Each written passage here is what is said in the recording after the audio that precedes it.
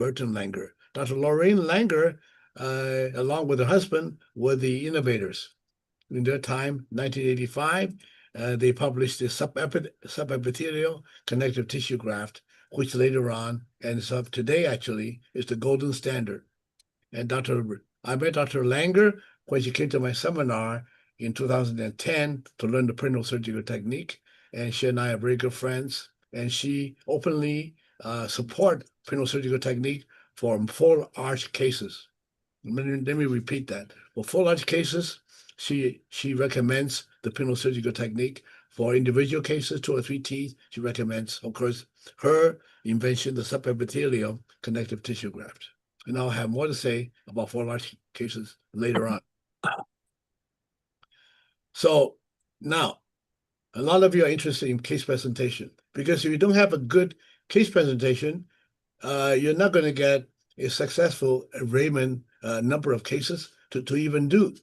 So case presentation is key to success, and I will do a lot of that today. In fact, everything is going to be culminated in your understanding, your technique, imperial surgical technique will be showcased in the case presentation. The purpose of treating gingival recession is to increase the zone of attached gingiva. That is the real purpose, because real purpose is not where the gum line is. The real purpose is to widen the zone of the attached gingiva so that you get a impermeable gingival seal. If you don't get the gingival seal, you'll be a continuing situation where toxins and bacteria will keep on invading the mucogingival apparatus. So sealing the gums, sealing the gingival margin, and with the widened zone of attached gingiva is the real purpose of any surgery. And that is the medical necessity, and that is what the insurance will pay for. We'll talk about that later. Okay? So you have a cosmetic aspect to it too, but I will tell you how through a technique that we innovated in the perineal surgical technique called intentional overcorrection will give you both optimal root coverage, optimal gum line position, and the widened zone of attached gingiva to give you the good seal. In fact, if you do overcorrection, you don't have to worry about where the gum line is going to be, because you will tell the patient the body will take care of the gum line, where the gum line is going to be, and that will be the optimal position, the best position the body can give you. So my purpose is to do the perineal surgery and give you the environment for the body to give you the best gum line position. Where the gum line position is, that depends on your body and your own compliance as a patient. So you don't have to worry about what the gum line is after you're done. Wherever the gum line is, that's where the body wants it. So case presentation is very easy, very simple. It takes the worry out of what you are going to do, provided you get overcorrection, which I can teach you to do. All right? The purpose is to create a better seal. Intentional overcorrection will permit the biology to yield the optimal root coverage, and at the same time, widen the zone of attached gingiva. This is another way of saying exactly what I said before. I want to really nail this. If you do perineal surgical technique, you do it the way I'm going to teach you. By overcorrecting the problem, you get the gum line to get off the flap to go way past the CEJ, and practically halfway up the tooth on the lower, halfway down the tooth on the upper, and then your worries are over, because the rest will be up to the body to take care of. You cannot do any more. Patients will accept that. If you say to the patient, I'll put the gum line halfway down the tooth on the upper, halfway up the tooth on the lowers, and the body will take care of it, you would have no problem with getting the patient to accept the fact that her body or his body and the patient's compliance will determine the gum line, not you. And you can, with great confidence, then they say to the patient, I can give you overcorrection, your body will take over, and wherever your body sets the gum line, that's where it belongs. So that's my central message to you today. Everything is based on that. If you can get the message, you will know that you will get the best results. Okay, and to back me up as to why overcorrection will work, these are the references. If you need it, we'd be very happy to send it to you. Okay, the history of microgingival surgery, I'm going to be very, very skimpy on this. In the beginning, about 50 years ago, and even before that, there was the connective tissue graft, where you take a patch, off the palate, and then you put it where you want it, such as on the lower teeth, or in this case, on the upper teeth. You cut a patch on the upper teeth, and you lay it on. So, and but it's a very thin layer. It's just the surface of the palatal tissue. It doesn't go very deep. And various versions of it were used. And this is the what is Dr. P.D. Miller. Oh, I lost my image here. What happened? Gene, are we still on? I don't see the image here. Well, the meeting's being live streamed, it says. Can the audience here hear me? Okay, I'm sorry about that.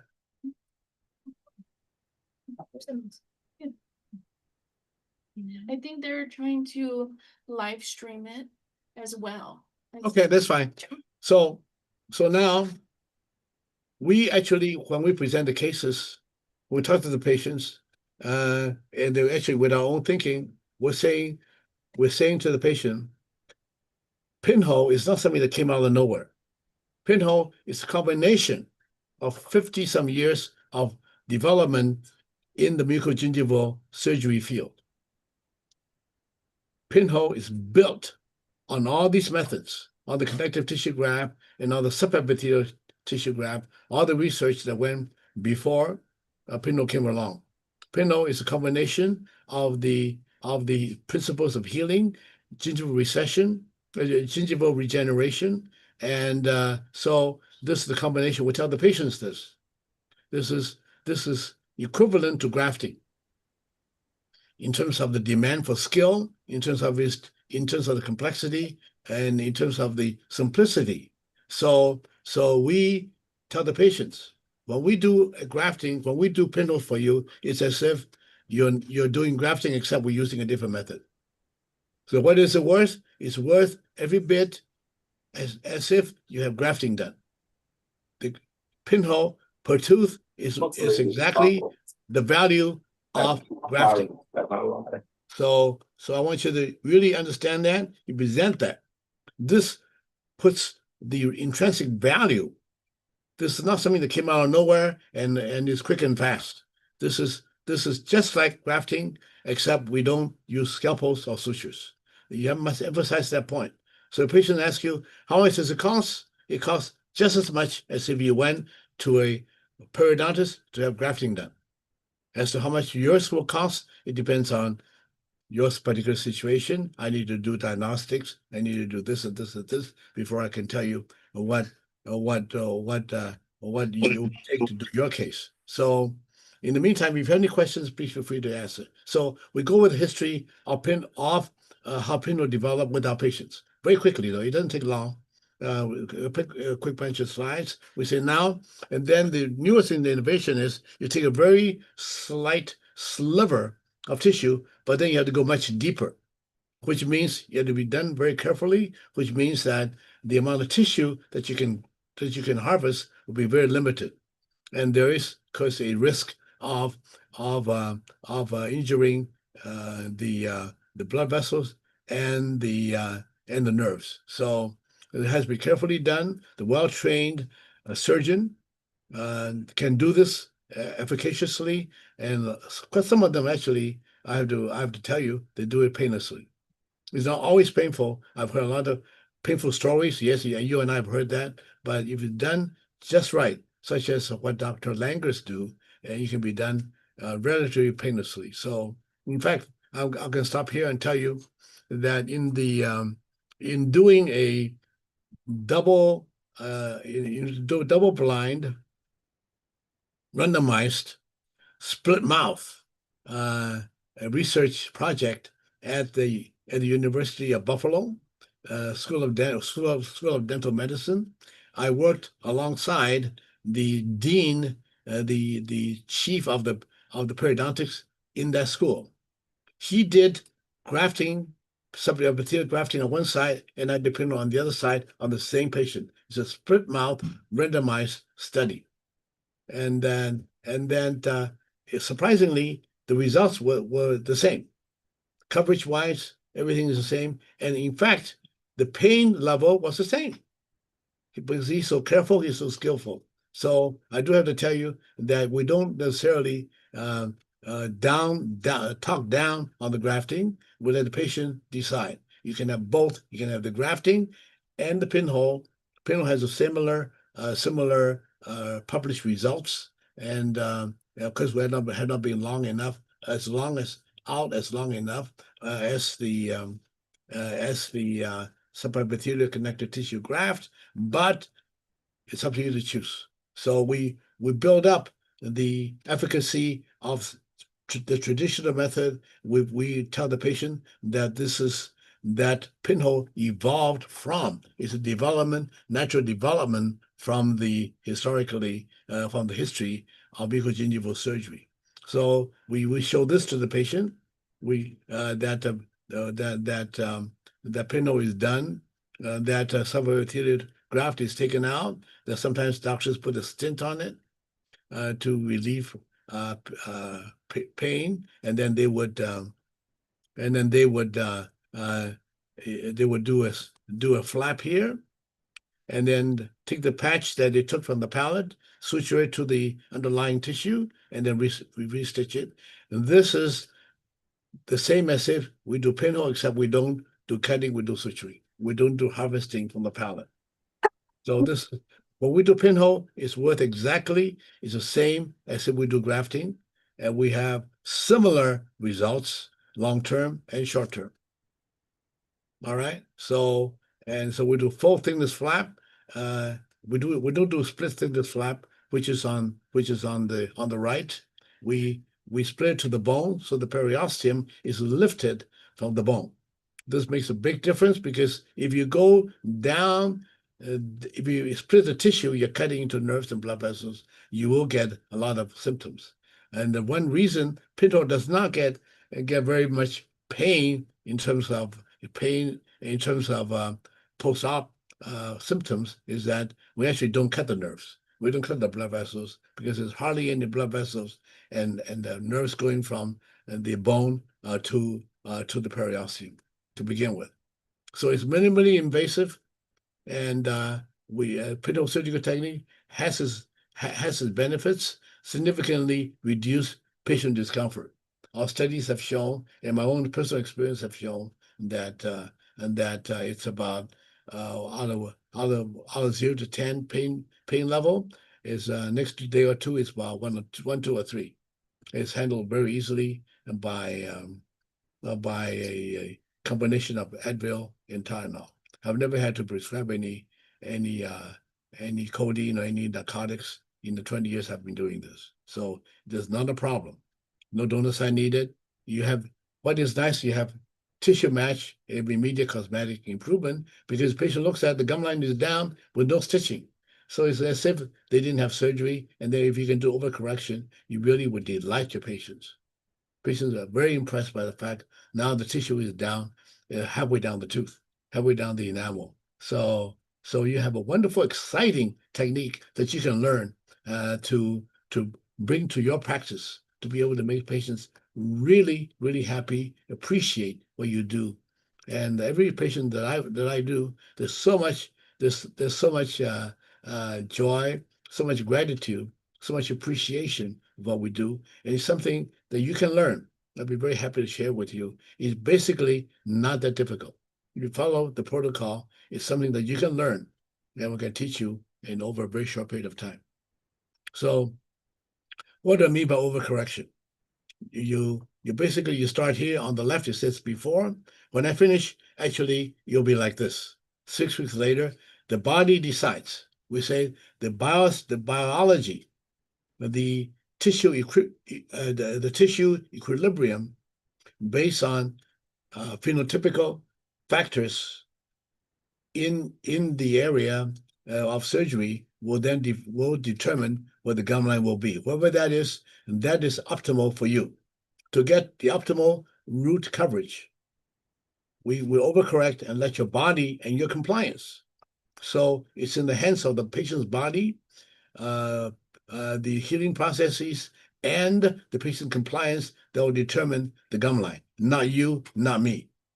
So patients understand that. They can accept it if you tell them ahead of time, I'll be able to overcorrect it to this degree. I'll show you many, many cases where this is entirely possible. I'll show you even cases where other doctors besides me have done it. All right, so Introducing Chow Pinhole Gum Rejuvenation's pinhole surgical technique. Before, conventional gum grafting required cutting tissue from the roof of the mouth.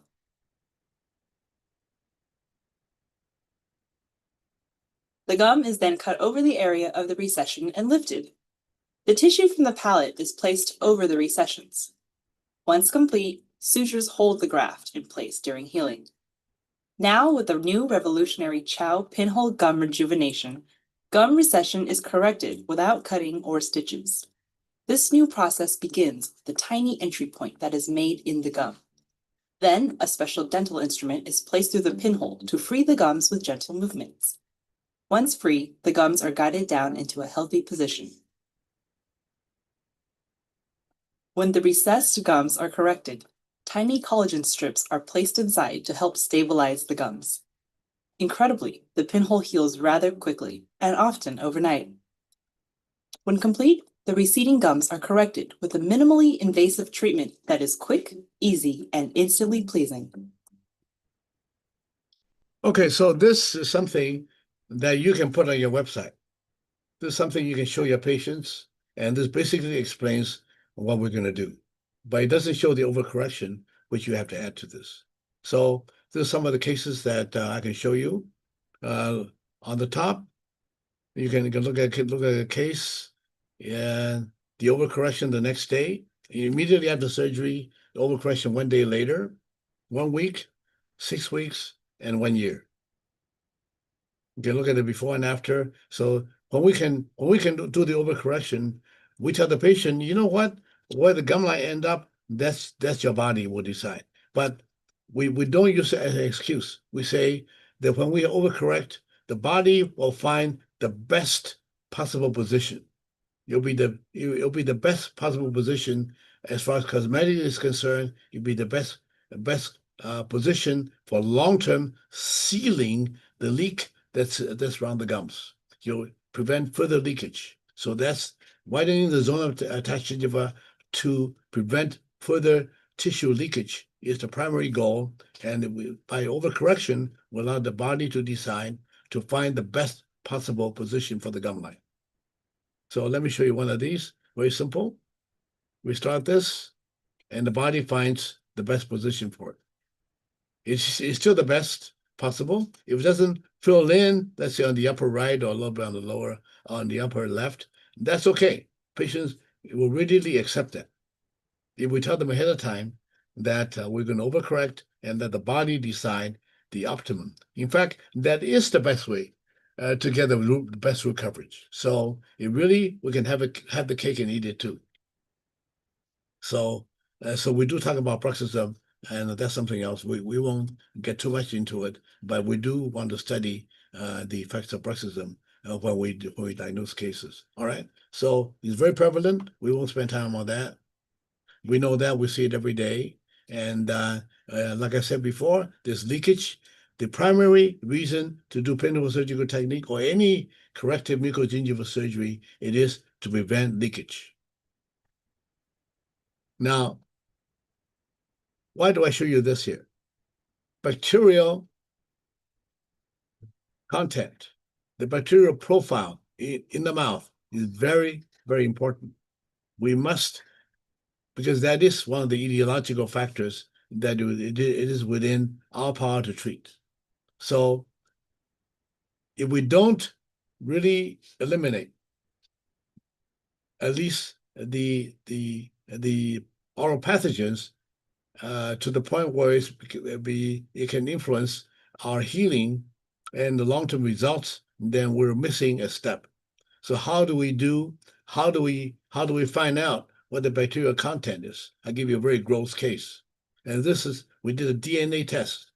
We do want to find out before when we do part of a case presentation, we do a DNA test. I do. You don't have to, but if that's not your protocol, and you soak up some of the liquids from the fluids from between the teeth interproximally, you send to the lab. The lab will do a DNA profile study of what's sent, and then you can have this kind of situation.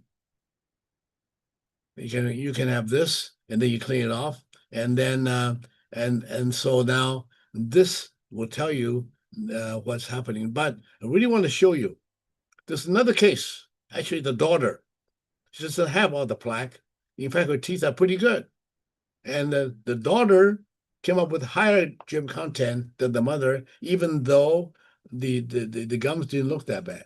So you cannot look at the gums and say, well, this looks pretty clean, and so I can go ahead and safely do the pinhole. But this is where you may come up with a flare-up of infection and lack of results because we forgot the factor. Bacteriological factors are very important in gum recession. You have a very clean case. The patient brushes all the time, cleanly, see the dentist regularly, but they have major recession. And one of the reasons is this. So do look at this. And if we do a test, you can find out these pathogens that will show up.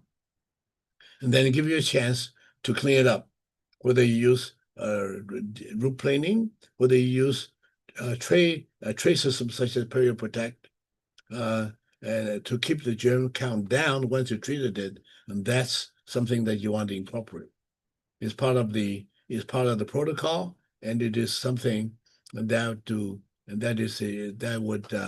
would be important to what you do. And it certainly does not hurt the ROI that they might be concerned about. It will certainly make you more conscious, make the patient more conscious of dental hygiene.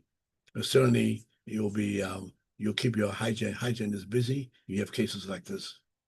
So we don't talk too much about, we don't say there's a connection, except a statistical remote connection between oral pathogens and systemic diseases. But we do want to see that there's something important that the patients should address, not only for the sake of better gums, but for the sake of general health.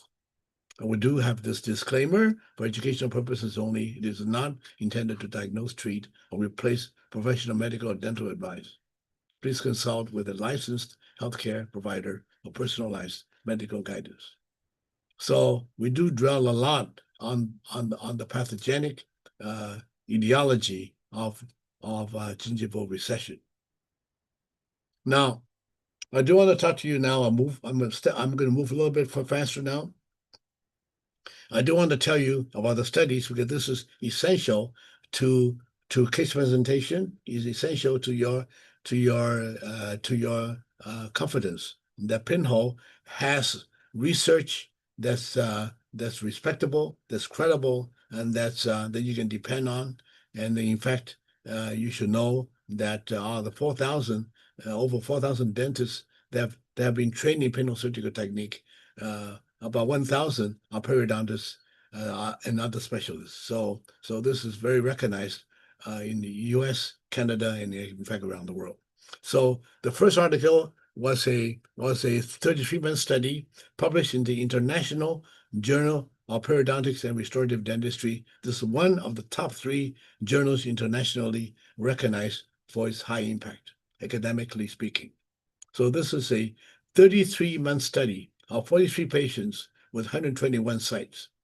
85 were class 1 and 36 were class 3. So the recession was quite substantial. It's average 3.4. Some of it was a lot higher than 3.4, of course. And then the procedure for each surgery was about 22 minutes. Now, we didn't do any 4 large cases, which I will talk to you about, but the time effectiveness, the the efficiency in doing the surgery is one of the main characteristics of pinhole. It's not only minimally invasive, but it's quick and it's easy. And we can do a lot of correction of gingival recession when we do a full arch. And this makes it possible for you to do the whole thing. Now, in this first case, this is the illustration published by the journal. And in the first case we did, this is the published recession, and this is some 18 years later. You can see the difference. So over here on number 11, you see there's no attached tissue, and you see on number 11, on 11 again, some years later, you have thicker tissue. So our study, we have two studies. This is actually the first study that showed that. Now, the first study, the 34-month study of the 43 patients, we have 81.2% full coverage. And then with the class 1, class 2 cases where you have no loss of papilla, where you have loss of papilla, go down to 40%. So I want to really show you that there is a follow-up over here in terms of the tissue. The tissue actually increased by over, we start with 0.8 tissue, or start with 0.8 tissue, thickness of tissue, ended up with 3 millimeters of tissue. So if you minus 3.0 by 8, you have about 2.2. So actually, this math is a little bit skewed. We did point that out in our publication later. So you actually gained 2 millimeters of gingival tissue on the average. All right, so this basically the 14.5-year study. Compare, and then later on, the second study showed that actually we gained 3.3. So at 3.5, listen, I'll do it very slowly here. At 3.3, at 34 months, we were at 2.3. At 14.5 months, we were 3.3. We actually gained about 1 millimeter over the course of 10 more years. So tissue actually gets thicker. So the tissue is not as thick as you would like it. What you can do is you can look forward to the tissue getting even thicker. So pinhole is practically a no-fail procedure if you do it right. Okay, we're going to get the tissue we need, which is the main purpose of the surgery. And then we get optimal root coverage because we overcorrect. So we let the body decide where the gum line is going to be, and we just don't worry about it. So this is a recapitulation. This is before the 7 years, which are published in the first study. This 18 years. So it may remain pretty much the same over all those years. And in fact, the tissue got better and thicker. You can see the thickening of the tissue compared to the 7 years. It's just much better. So we're very, very happy about that. So this is the study I told you about. I was there. I went over and did over 40 patients with pinhole, while Dr. Shipley did the other side on the same patient using subepithelial connective tissue graft. It was published this year in the compendium. So we're very excited about that study. Strip mouth randomized clinical trial. It can be concluded that both methods can successfully treat gingival recession with no significant difference. So this is on the left, this is the connective tissue graft. On the right, pinhole. You can tell on the left, there's a much thicker band of tissue, but the tissue match is not as good. But in terms of longevity, in terms of resistance to overbrushing, you have to admit that the graft tissue has an advantage. But as to cosmetics, as to the natural look of the tissue match, actually pinhole may be preferred by the patient. So it's 6.5 dozen. It depends on how you want to look at it. But if it's going to be a cosmetic case where you do veneers and so on, I think you want pinhole type of tissue. All right, and then there's a study. I won't go over the the minutia here. Basically, I had over 200 cases that these radiologists looked at. I've taken before CBCT and taken second CBCT 3-4 years later, and the radiologists compare. And all these patients have all have done pinhole. So she measured the bone, bone increase or decrease between the first and second CBCT, and she found that there's no loss, and then 96% had the mean value of bone gain greater than 0. In other words, just about all the teeth had either positive bone growth or to some degree, and some have 0, but those are very few and far between. So radiologically, it was shown that pinhole shows bone, at least both slight bone gain, but actually no bone loss. Now, for those of you who do cosmetics or do veneers and so on, what if you got a case like this? Are you going to go ahead and do veneers on that and end up with long teeth, or some are longer than the others, and have a kind of a funny smile line? How would you do a how do you do a smile makeover with gum line like this? So do you do grafting first and go back? How certain are you the grafting will give you the even gum line? So this is a perfect case where pinhole comes in. With pinhole, we actually prepped the teeth. Same time we did the temporaries, on upper and lowers, and then we did the pinhole full mouth. Same time, and then we put temporaries in, and the same day. So the upper and lowers and the crown preps. You're talking about ROI. You do a case like this, you'll pay for your case. You'll pay for your case 5-6 times. So this is all entirely possible. And when you take when there's time when you come to the court and give you the details. So this was published. This case was published in the Journal of Cosmetic Dentistry March last year, March 24, actually. So we're calling the term crown shortening as a result of that publication. So this is the second study, of course. Now this is what it looks like 35 months later. And in this particular case, comparing the CBCT, we're able to show bone gain.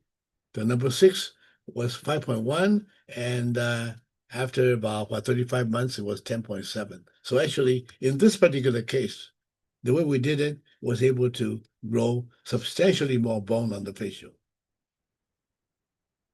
Some teeth we didn't gain as much, some teeth we lose a little bit, but all in all, we gained a lot more bone than we lost.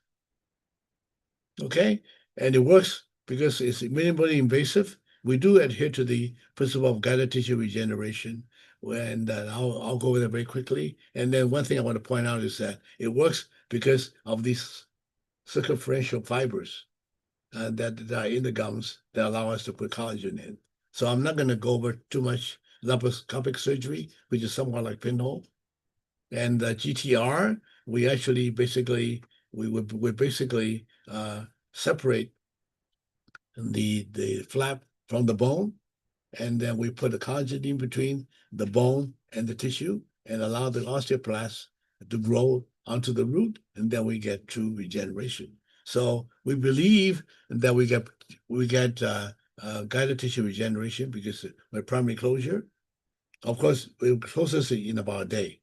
And then we have angiogenesis. We have not disturbed the blood supply. So plenty of blood supply. We created space by our instrumentation, and stability is provided by the collagen with the assistance of the circumferential fibers. So I'll give you a 1-minute video here, give you an idea as to what we do. And this is a 7-minute operation. A doctor came in and says, I have to do a national commercial. I need to fix this tooth because it shows when I smile. So I said, can you do it for me today? So I find time and I did it in 7 minutes. Okay, this show you. We do a full thickness flap. The instrument is on the bone. And because it's on the bone, we're not cutting the tissue at all. Very little bleeding. Very little bleeding. Some bleeding, but very little bleeding. It's not one of those. And then we put the collagen in through the pinhole. We tuck the collagen underneath the papilla.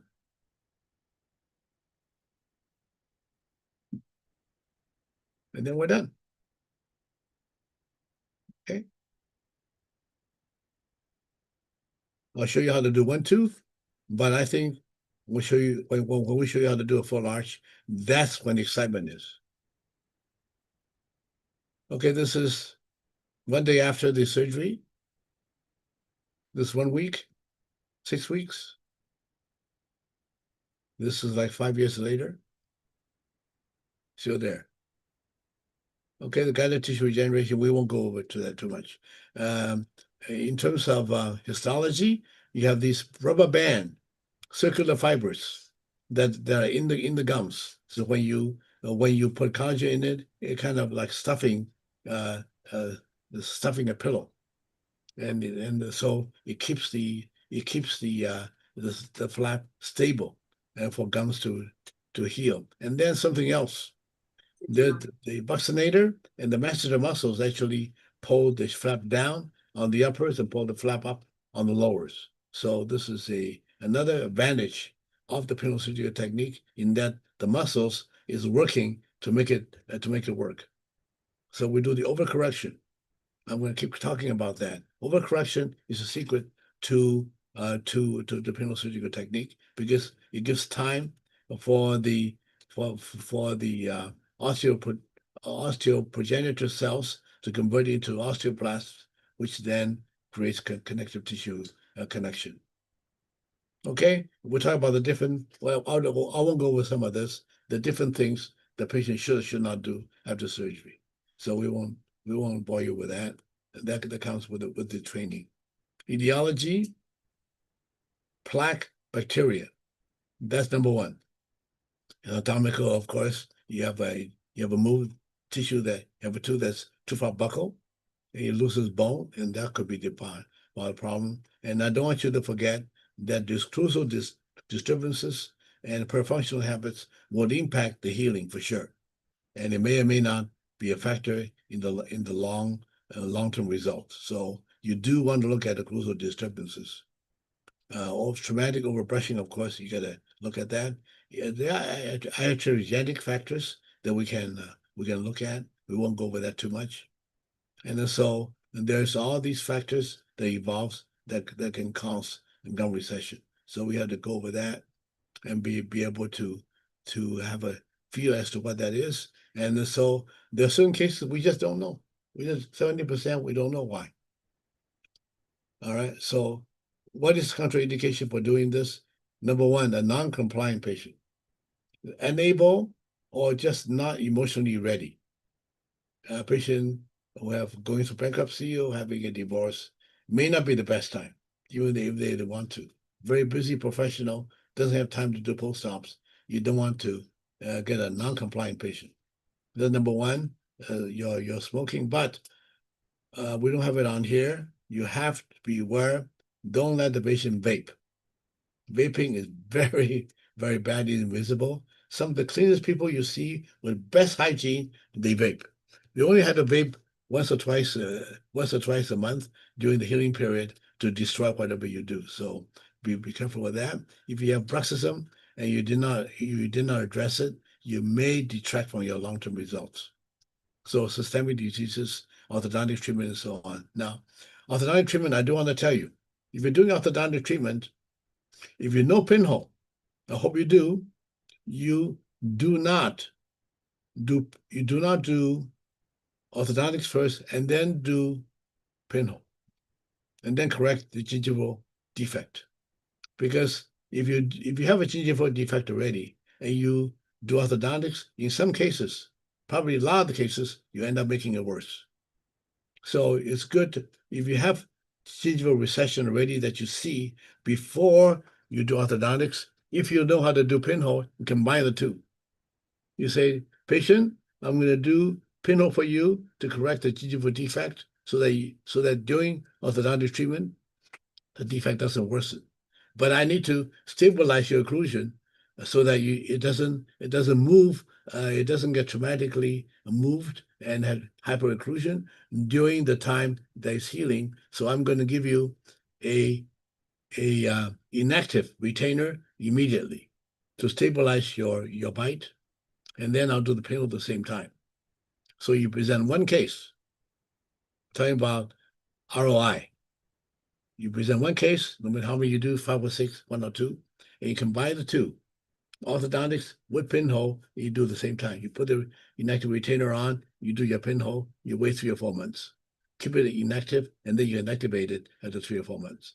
So that's another way to really give a wonderful service to the patient and to correct both problems rather than let it get worse and then have to treat it after you finish all the orthodontics and then take very responsibility to the patient. How come it gets worse? How come it got worse? Why didn't you give me the chance to do the pinhole surgical technique? You'd be amazed how willing the patient is to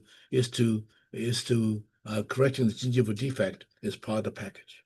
They're doing orthodontics already. Why wouldn't they want to do the do the rest of it? So now, what are the post-op problems? How much time do I have? I have 15 minutes. Okay. Post-op problems. I really don't, I have to tell you, I don't really have a post-op problems. With pinhole, very seldom do we have a post-op problem. If it's going to be a post-op problem, it's probably a post-op infection. And so if you did the DNA test, you know what the bacteriological profile is. And you will know what kind of antibiotics that will address that bacteriological profile. So my patients are on some kind of antibiotic prophylactic therapy because it's based on the DNA test. I think it'll be not quite kosher, not quite the maximum compliance with medical standards to say, you know what, I'm going to give you antibiotics just to prevent infection. But if there's a reason to give prophylactic antibiotics, then we should. If it's a low germ count, that won't bother. But if it's a higher germ count, I will do that. And I have to tell you, I don't remember the last time I had a post-operative infection. Now, I do have doctors who call up once in a while and say, why do I have this infection? And I will tell you about that in a little bit. So if you have post-op infections, probably you have pain about the 3rd day. That's beyond 3 or 4. You don't do anything, you do nothing. The patient is not on antibiotics. You put the patient on antibiotics, probably amoxicillin, possibly amoxicillin and metronidazole together. And that will take care of the problem. Okay, so that's basically it. And you want to check for signs of infection. I'm going to move quickly now. I'm running out of time here. So infection is not a problem. If you overcorrect, then the host tissue response, the biology, the host tissue response predictably will determine where the gingival margin is. You are no longer responsible for where the gum line is. This is something to take home with. I want you to know that.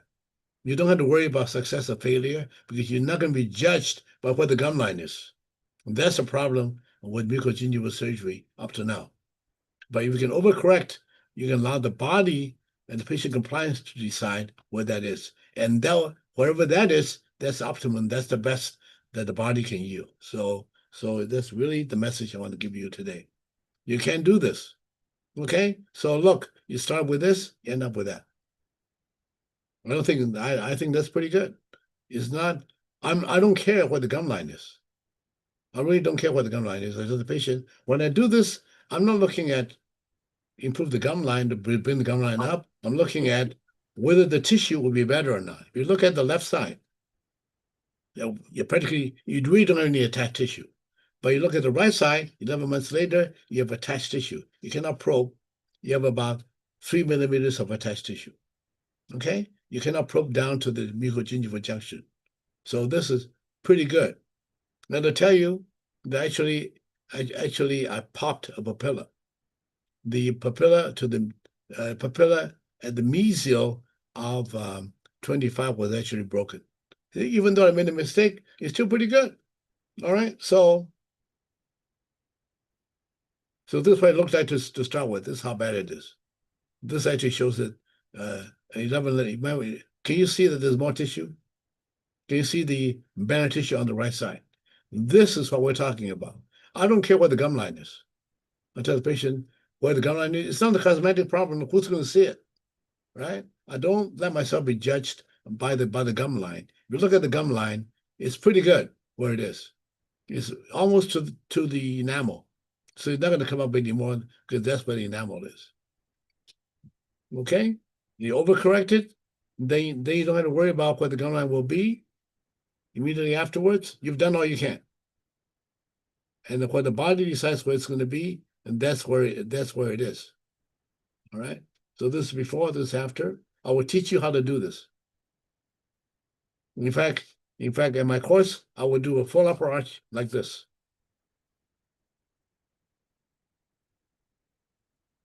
I'll do a full upper arch, and I'll do a full lower arch. I'll show you how to do this. It's very exciting, folks. You can be certain of success.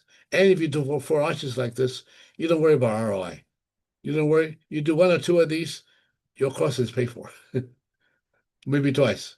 All right? And you don't worry about insurance issues because of what? I'm running out of time, so I'm going to address insurance issues right now. Look, if you do 1 or 2, then you worry about how much insurance is covered, how much insurance is not going to cover. If you do 10 of these, you can tell the patient, this is worth 10 grafting techniques. Grafting 10 teeth, maybe 3 or 4, 2 or 3 grafting techniques, sessions. But I'm going to do this for you. I'm doing this whole arch for you at 2 or 3 in about maybe 2 hours, the most. I do all the upper teeth, and there'll be 10 of them. And I cannot tell you how much to charge. This is against regulations. But you figure how much grafting the tooth will be worth. You multiply that by 10 times, and you can say to the patient, you know what? This is how much it's worth, and then I will give you whatever the maximum of your insurance is. If your insurance is $2,000, I'll knock off $2,000 from the top. And then if the insurance pays me $5, it doesn't, that's okay. So now the insurance is off the table. So you're best able to handle the insurance information, insurance aspect, if you can max it out and get it off the table. You still have plenty left for your 2 hours of work to be able to give the patient a good result, and minus the give them the full credit for the insurance. And if you want to, you can say like what I do. I'll give the patient a teaching discount because I do use it for teaching purposes, and I'll give them a teaching discount for that procedure only. And then because I'm doing 10 teeth, I have a lot of margin, and I can make it fit the patient's budget. Okay, after giving the patient complete credit for the maximum for that year. So you don't have to worry about case presentation. If you know you can get overcorrection, such as what I have here, you don't have much to worry about. You should be able to get a lot of cases. And particularly if you get on a website, put pinhole surgical technique on your website, you'll be amazed at how many patients you just might get calling you from around your area, and actually they'll find you from far off. All of a sudden your radius, which was 5 months, right? 5 miles generally is where your practice draws from. When you do pinhole, it's 50. Some people cross state lines to come to you. I don't know why they won't pick certain patients, certain pinhole doctors from far away when there are a few in between. So I don't know. Maybe it's your personality, it's your website, it's the way you are, it's how you present to the public. You will get patients coming from far off. You just have to get online and market it, okay? And I'm getting patients now that come to me through ChatGPT. So that's another way, because these patients are very intelligent. They go online, they don't go on just Google now, they go on GPT chat. They're very, very effective. So there are ways to market it, and I'll be happy to share that information with you if you ask for me. So we're just about the end of the end of the hour. Okay, so we have some questions now. What are the insurance codes? Now, 4270. Would you let's find me the slide on that. Okay, let me go through this first. Okay. Okay, this is overcorrection. Why do we emphasize this? When you can do this, insurance is not a problem. Insurance, you can max out the insurance. If you do 10 teeth like this, and you can get the results that you want. Oh, by the way, the upper left, where the big filling is, that's a primary tooth. And do 7 weeks later.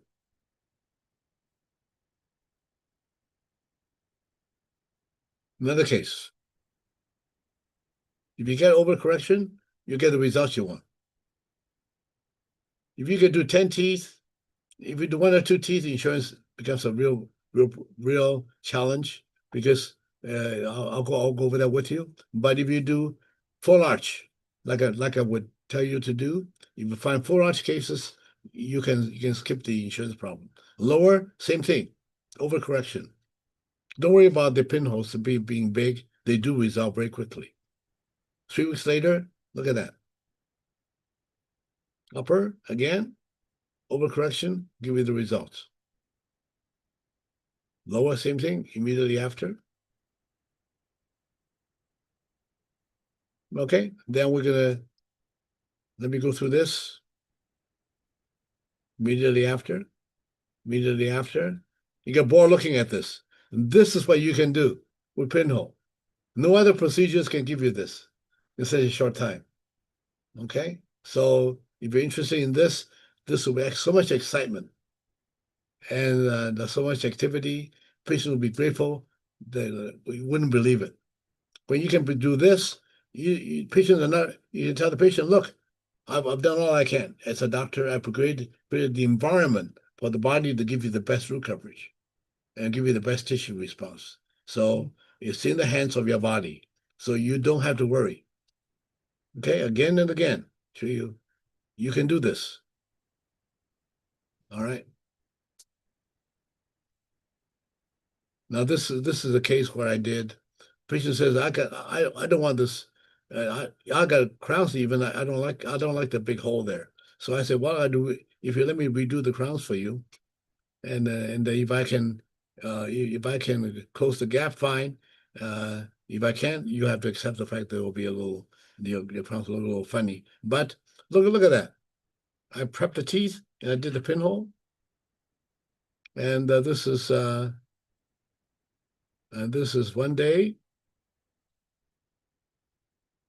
This is like, yeah, this is still under healing, but you can see how it's going to be better.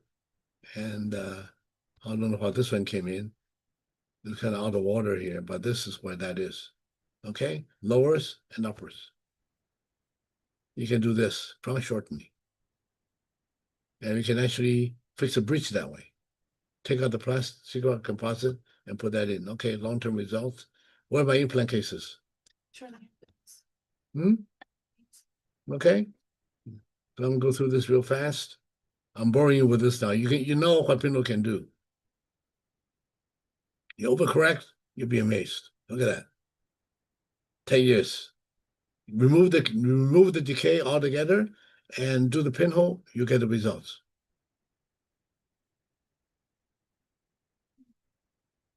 This is another case. 10-year results. Look at that. Look at the root. Look at number 14. We get amazing results from our molars because the tissue is being pulled down by the muscles. There are no deep pockets there. The pocket's about 3 millimeters the most. 13-year result. Look at that. Okay, here we go. So now you can do pinhole and not make any incisions. You pull the teeth out, you do pinhole, and you make two. So the implants are in there already, right? We took the tooth out, put the implant in, and then we'd have 2 pinholes. We slide the collagen on the buckle through the two pinholes. We pull it through, and then we position it, and then we actually put bone graft between the membrane and the and actually the root and actually the implant. So I know it's complicated, but you can use pinhole to actually do implants without incisions because this will allow you to have primary closure. And that will give you the best gingiva. They'll give you the best papilla position. Basically, you're not cutting anything. See that? With pinhole, you can do, basically, it's kind of complicated for me to explain it, but you can actually come up with this. And then you can put your temporaries on. Okay? And this is with the two implants in there. So it looks like 6 months post op. No incisions. Same thing. We'll put it in. We'll suture it together.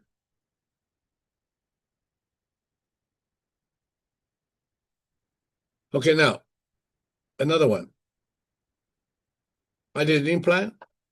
I used a ceramic abutment, and then I put a crown on it. The gums receded. So I did pinhole.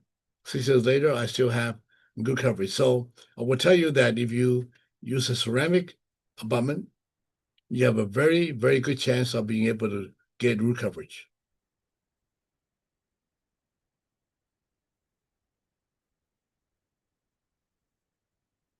Okay, so this is an interesting case. I didn't try to gain bone here, but we were able to gain bone by doing pinhole on the teeth next to it. So from 3.5 actually went to 8.8. All right. So basically, I'm basically showing you some cases now, some extreme cases here. Look at how deep that is. Look at number 11. The deeper, and I know this is anti-intuitive here, the deeper the convexity is, the deeper the concaveness of the root, the more decay it is, the more defective it is, deeper it is, the better tissue you get. So we don't worry about how bad the cavity is as long as it's not abscess, of course. But you get more tissue grow in there, and then when the root's actually defective. Okay. So I'm ready to go. I'm ready to answer the questions now. Okay, here is the insurance question. You have D 4290. Pinhole fits this definition. You can use it or you cannot use it. Okay, pinhole fits into the category called pedicle soft tissue graft procedure. A pedicle flap of gingiva can be raised from an edentulous ridge, adjacent teeth, or from the existing gingiva on the tooth and moved laterally or coronally. Doesn't sound like pinhole? Laterally coronally to replace alveolar mucosa as marginal tissue. I want to repeat again, to replace alveolar tissue as marginal tissue. In other words, there's no marginal tissue. There's no keratinoid tissue. If there's alveolar tissue, then this qualifies for the pedicle graft. And so you don't have a marginal tissue there. You don't have keratinoid tissue that's attached. You only alveolar tissue, and then this qualifies for 4270. In fact, if you have a lot of marginal tissue, even with gum resection, sometimes they will refuse to cover it because you're not trying to replace alveolar tissue with marginal keratinized tissue. So this is a great code to use. Now, question: what are those insurance codes that we can use for this procedure? So you can use other procedures such as gingival regeneration, using additional membrane and so on, but generally the insurance cuts you off. So look at your contract, look at the policy, be sure you know what the policy is going to say. Now the other question is what? How was the coronally positioned gum tissue got stabilized in the new position? what is the role of the gingival collagen? So now, how did we do that? I want you to come out and see me do this. Through a pinhole, we use instruments. In fact, to overcorrect, now we have two kinds of instruments to do this. It used to be where you have one set, but now I've incorporated a new set that's much slimmer. So we use the regular set and the slim set to raise the tissue from the bone. If I can raise the tissue from the bone all around, the full arch, or at least 5, 6, 7 teeth across, and then it's detached completely from the bone, from the roots. So the only thing that's hanging up is connection of the flap to the gingival tissue through the papilla. Everything is very, very loose. So I don't have to have anything to push it. Basically, I got a vacuum, I got a collapsed tent. If you can imagine that, a collapsed tent. And they're very, very loose. So basically, I put collagen in it to support it. Support it on the bottom or push it on the top. So what's going to hold the flap steady is that through the pinhole, I feed collagen strips between the teeth, put it under the papilla. And then the tissue, then we put it on the outside. And we'll put enough in it, then the flap gets stabilized. It's so stable that when I pull the lip, the gum line doesn't move. So this is how we can stabilize the flap. I hope that answered the question. How many teeth can we charge? You can charge as many teeth as you want. But remember now, there's a maximum. Every dental insurance policy has a maximum, 1,500, 2,000, to 2,500. Now they go up to 3,000 and even more now. Whatever the maximum is, you can charge as many as you want. Now there are policies that says some, like Delta, they only give you one root coverage per quadrant. So you can do 6 of them. They say you only cover 1. So you have to know the policy. Every insurance has a different policy. So every policy, the policy may differ under the same insurance company, depending on the contract with the employer. So but Delta will give you 1 on the upper right quadrant, 1 on the upper left quadrant. Doesn't matter how many you do. How much can you do? You have to basically tell the patient. You cannot be, if we do full arch, you have to say, I cannot stay with the insurance. If you use the pinhole surgical technique, you can take advantage. You can do 1 or 2 teeth, which is good for practice, but you're really struggling against the limitations. If you're a PPO provider, they have given you a fee schedule where your fee is much lower than what it should be. So sometimes you're limited by that. But you should tell the patient, you have 10 teeth. It's going to be much higher than what the insurance will cover.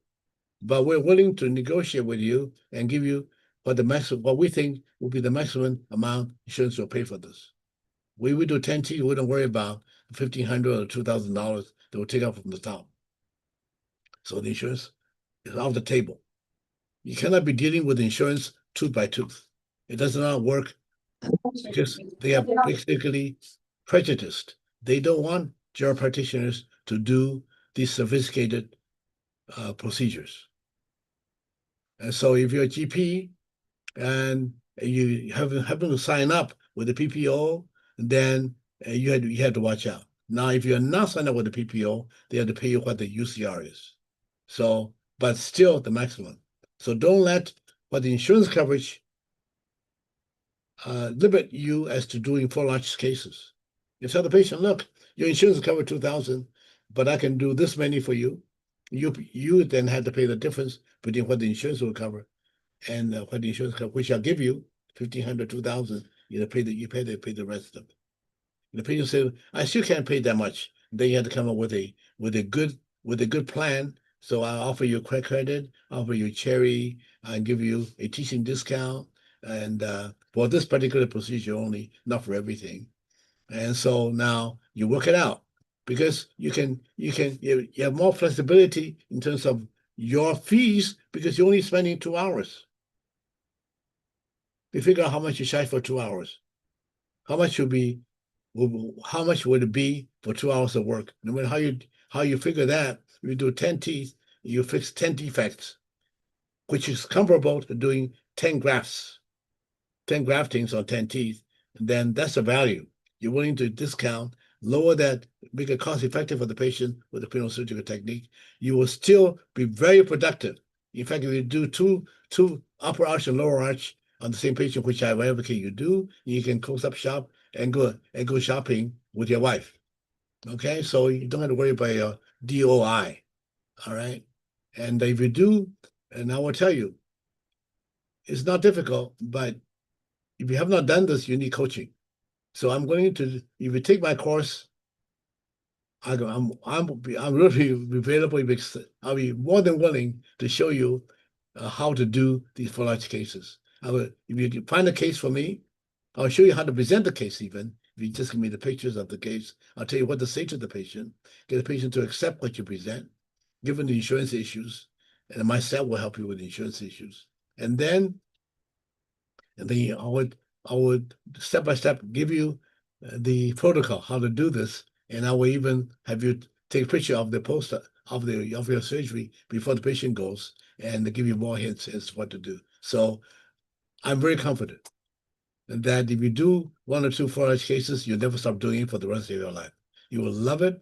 You have wonderful results with it, and I have no problem with you telling you that you get your money's worth.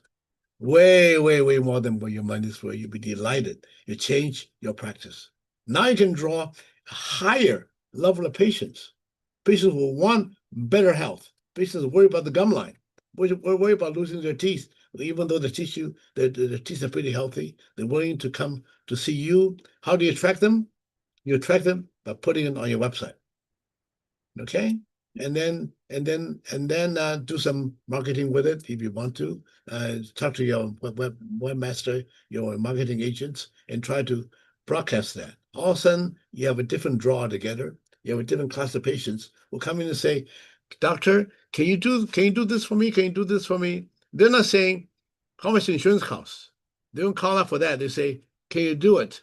So their focus is on better health. The focus is on what you can do for them rather than, gee, how much insurance is going to pay. You will draw a different kind of patients to your practice. So if you want something exciting, something new, something that'll give you a different emphasis altogether, and something really thrilling to offer your patients, take the print hole course, and maybe I'll show you how to do that. It'll be my greatest pleasure. This is my mission in life, to teach as many doctors as I can to do the penile surgical technique, because it is really something very special you can offer your patients. And I hope as many patients as possible can get the pinhole done, rather than, if they want to, rather than the other alternatives that they may not know about. Okay, next question. What is the next question here? Do you need to prepare the root surface, especially for those decayed root surfaces, composite fillings? Absolutely. We have to remove all the decay, all the filling material. We have to have sound dentin. I don't care how concave it is. I don't know how big the cavity is, because the deeper it is, more tissue will fill in. The tissue is not going to follow the cavity, tissue is going to fill in. So you definitely have to have clean dentin. That's why you always prep the tooth with a diamond, with round burrs, with the scalers, with whatever you have to do to actually flatten. If it's concave, you flatten it. At least flatten it, so you have more tissue that can grow here. The more you can flatten it, the better the coverage will be. I'm glad you asked that question, and don't worry about the gums filling in the cavities. All right, so now how the root abrasion restored with composite affect the final result for pinhole. How the root abrasion restored with composite. You do not, okay, that's assumption that you leave the composite behind. You remove all the composites. Every last bit of the restoration on the buccal surface should be removed. Don't leave anything behind. Whatever is left behind is a source of infection.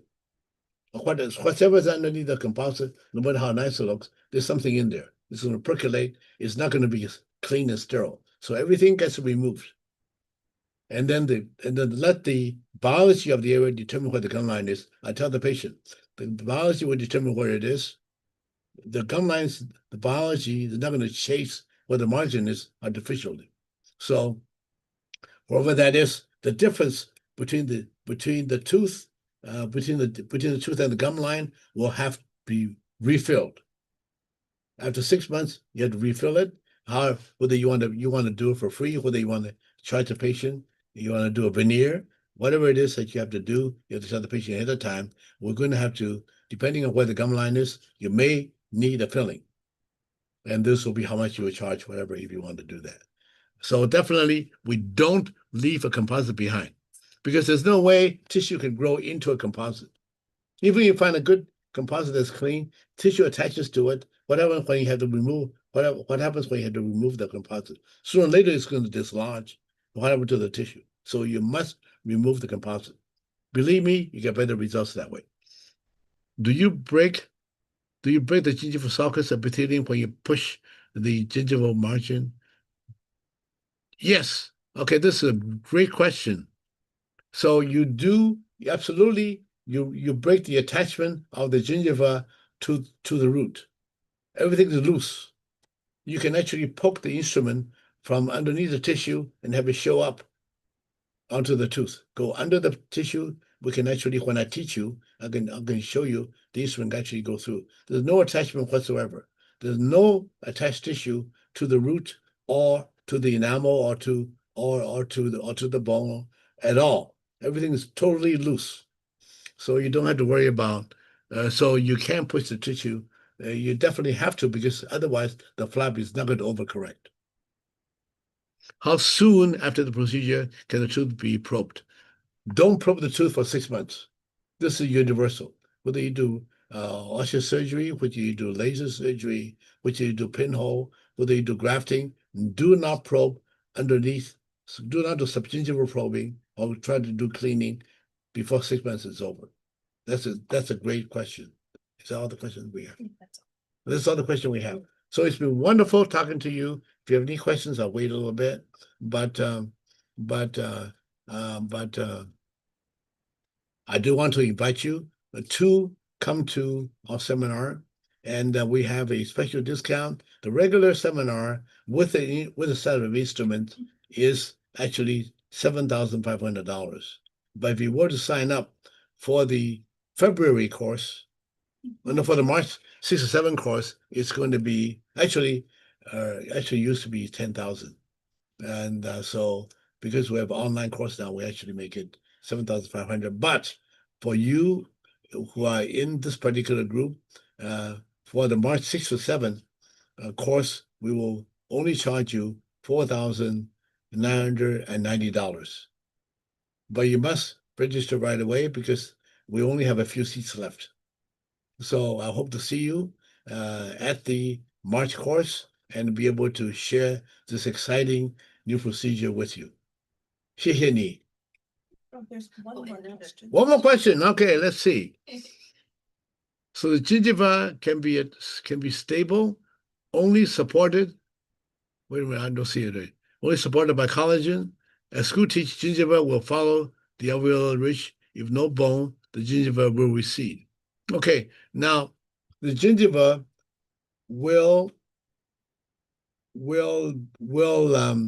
be supported by bone, but bone does determine where eventually where the gum line will be. Yes, but the root.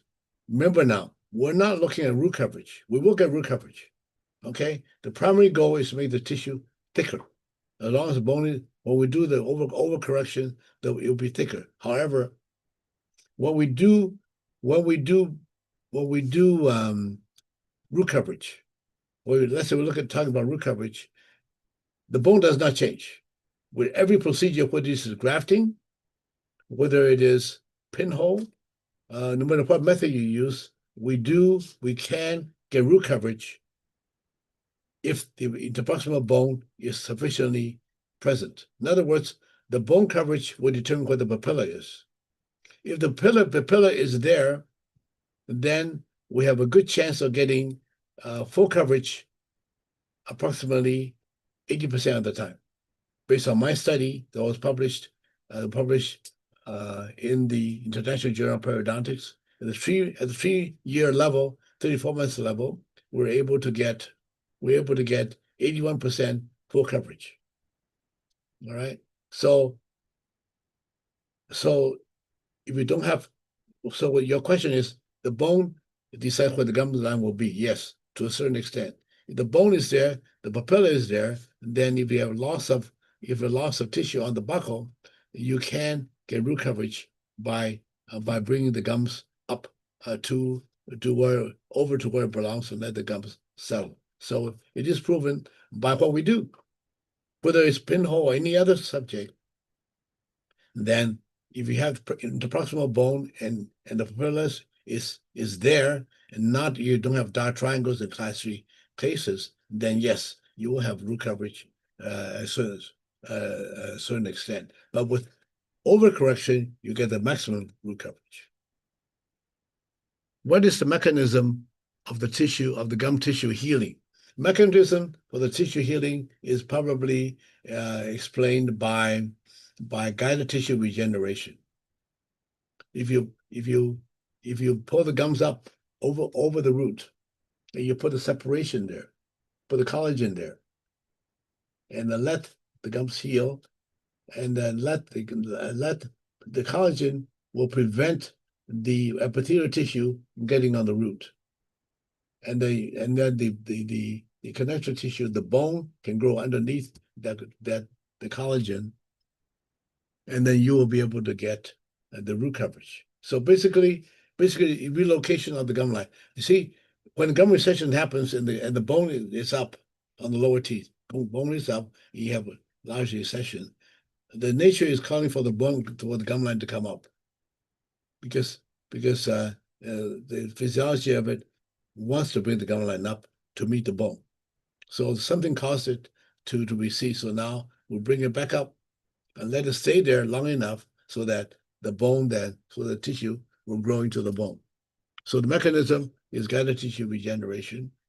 And you give it enough time, you stabilize the flap over time, that happens. Whether you use grafting, this is why pinhole is based on grafting techniques. We refer to grafting. Grafting is a means of putting tissue. You put tissue from the palate over the root and it grows. So we're bringing tissue that's adjacent, that's from the locality of the tooth. We'll put it over there. We expect better growth, actually. Well, who else? So this Dr. Zhu. Oh, we don't know. Yeah, your name. I will sign up for the March course. Thank you for signing up for the March course. I look forward to seeing you. Anybody else? Okay, Miller 1 and 2 is 80%. Miller 3 is only 40%. That's correct. Miller 1 and 2 means papilla has not receded. You have full papilla. I expect 80% of the time I get full coverage. But I'm not going to tell the patient. That's the secret. In my mind, 80% of the time I'll get full coverage. But I'm going to tell the patient I'm going to overcorrect it. I will let the body and your compliance determine how much root coverage I will get, that you will get. So this is the overcorrection secret. This is what I want to teach you when you come. You'll be excited. You'll love it. And I would love to meet you and teach you how to do this, because it's such an exciting news that you don't have to worry about root coverage anymore. You basically do your overcorrection and let nature take its course. You're done. You're happy. Patient's happy. You do overcorrection. Everybody celebrates.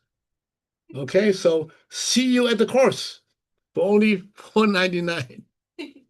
All right. Who else wants to sign up here? Who wants to sign up? He's already, yeah. Dr. Shi is. Doesn't do it. Sign up already. Yeah. She's coming anyway. Yeah. All right. Okay. All the rest of you sign up, and we only have a few more spots left. I don't think. I think that if you I don't think it's going to take more than a weekend or two before it's totally filled up. So if you want to save your space, we're really limited as a space. Okay, I want to tell you for sure. We only have a limited facility for that. I now want it to be a small group so I can really train each one of you personally to do this right. I'm not interested in doing a whole bunch of people at the expense of getting good practitioners who will do the case right and enjoy doing it for the rest of your professional lives. And I have so many doctors. I've trained 4,000. I love each one of them. Most of them are doing so well. I get good news all the time. So this keeps me happy. This is my mission. This is what drives me. This is what makes me energetic and do what I do. So I hope to see you there. Okay, course is March 6th and 7th. I just want to confirm. Yes, it is March 6th and 7th, Yes. Friday and Saturday. Yep. In Alhambra. In Alhambra, we'll feed you good. You will not be hungry. Okay? And you'll be well taken care of. Thank you, Dr. Chow. Thank you very much. Thank you for having me. Dr. Shui. Thank you, Dr. Sui. Thank you for inviting me. On the behalf of my staff, I want to thank you for attending. Yes, thank you. Those people attended. Most of them are my friend.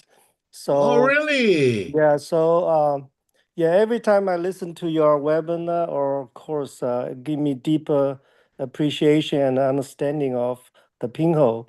So you really spread the gospel, good news to us. Oh, So thank you. I like everybody take this opportunity to join you in March. And Thank you so much. thank you, thank you.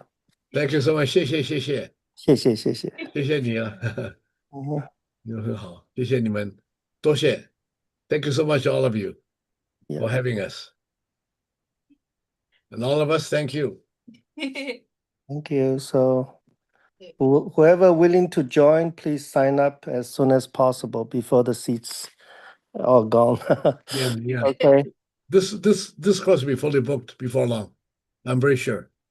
especially with the huge discount you give us. Yeah, with a huge discount. And I particularly can tell you that I'll be very surprised if you're not totally successful and get your money back many, many times in a very short time. The ROI is going to be so good. Don't Yes. worry about ROI. You will get it. I'll make sure you get it. Terrific ROI. 谢谢你们啊， Okay. Thank you. Thank you, 好，再 Dr. 见， Chow. 再见，再再见。见。